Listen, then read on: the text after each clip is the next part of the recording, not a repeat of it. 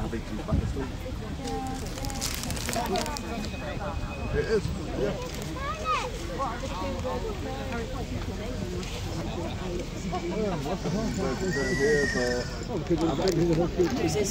Our biggest birds of prey are there's a red-tailed hawk, European eagle owl, and parrot hawk. Those are our biggest ones. The one on the left is one on the left is Lucy. One in the middle is Ollie. One on the high perch is Bella. And down here we have Sweet. And over to your left, that's George. Oh, such a cute name. And over, we've got one of our customers holding, that's Hazel. She's that Asian brown owl.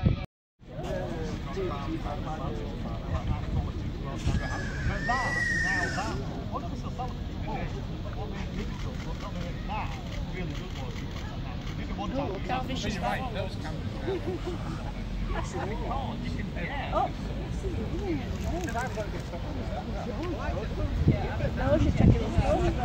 But there's too many to be fair, so I'm not going to. I'm going to fly 3 very different owls. Be aware, Rob, that the barn owls are going to try and get on the action here. We'll fly him in a minute.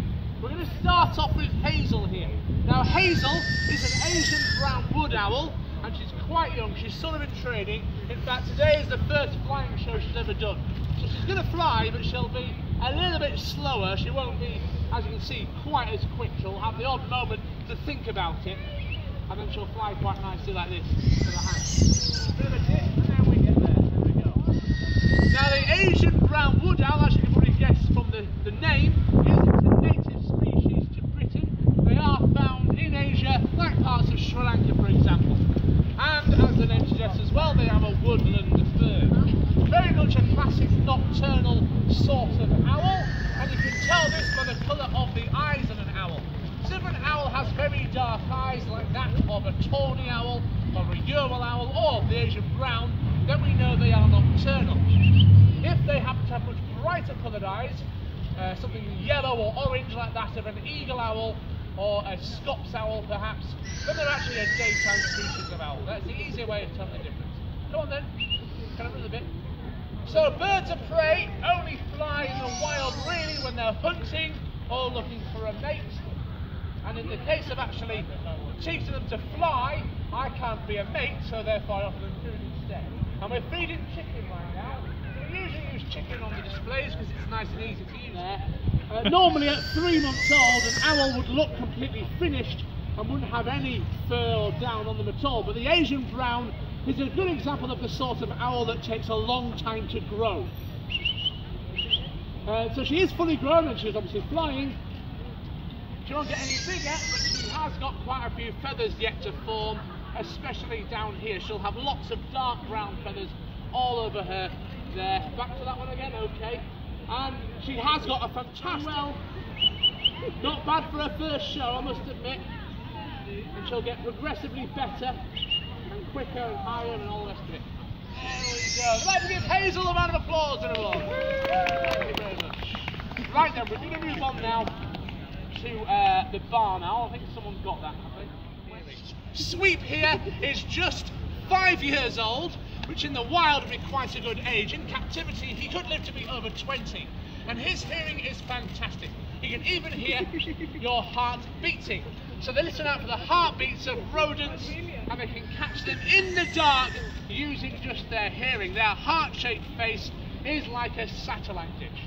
They mostly catch rodents like mice, shrews and voles, but they also go for other things such as fish, insects, bats, other birds, even other owls, snakes, lizards, frogs, and just about anything else that moves. And most of the time they go for rodents. Their feathers are very soft, and this allows them to fly silently so they can sneak up on their prey. Connor, do you want to pop a glove on? And if you'd like to take Sweep right down to the bottom of the hill. Eyes on the bird. Luckily all white there, he's easy to see.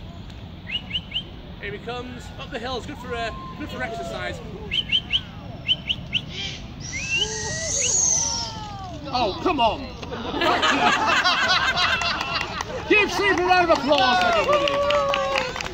I need a volunteer. You don't want to fly to me, clear. I need a volunteer. I need volunteers here. Volunteer. You be alright? Yeah, put that on your left hand. I bet it off me for some reason, but at least I did the big flight up the hill there. One more time then, and then we'll get the big owl out. Come on then, sweet. There we go, and they'll swallow that whole because that's what owls do. There we go. I'd like to give Sweet another round of applause, ladies and gents. Thank you very much. The European eagle owl. This is the largest type of owl in the world. He's also 5 years old. He was 2 weeks old when I got him. And Ollie here has always been a good bird. When he was a young bird, he did end up on some tall buildings when he just started to learn to fly. He managed to get up to the buildings, couldn't work out how to come down again. So there's a few occasions where we had to get onto the roof of these buildings and pull him back that way. He has had his moments, we've never really lost him though. So he is a very good bird when he's flying about, quite an energetic eagle owl really. Now they are the largest species in the world, but he is a boy, and in birds of prey the girls are much bigger than the boys, sometimes twice the size in fact. Now him being a male would easily catch things like mice, rats, rabbits and other birds. They've even been known to catch buzzards, which of course have a large fork.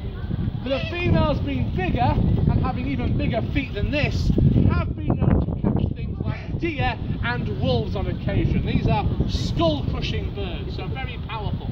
Now even though they're powerful, they are fairly lazy and they really do have to be encouraged to fly. In fact, sometimes you can't make them fly at all. They'll just sit there, or maybe they'll run across the floor like this, but that's about the best you can do. If you just want to run about, that's all I'm going to do really, so you just got to let him do that. A bit more running.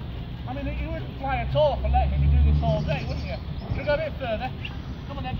You're still eating that bit. Alright, get on with it. Come on. Here we go. I love the way he flaps his wings like a chicken as well. Now his eyes are fixed into the sockets. They don't spin around inside the head. They're not what we call an eyeball. That's why they spin the head right around to the back